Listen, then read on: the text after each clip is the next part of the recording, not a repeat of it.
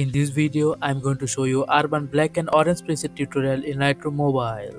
You can download this preset for free via the link in the description, but before that, the file is protected by a password. If you want to know what the password is, you have to watch the full video. The password is given in the video. Okay, let's start the tutorial.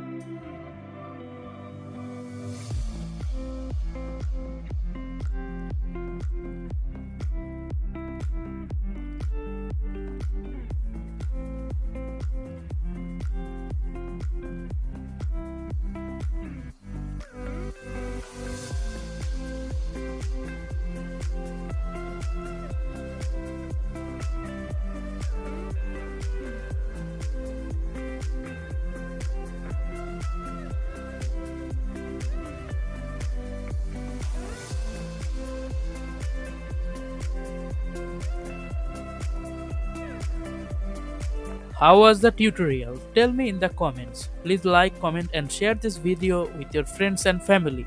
Also, please subscribe and don't forget to click the bell icon for more videos.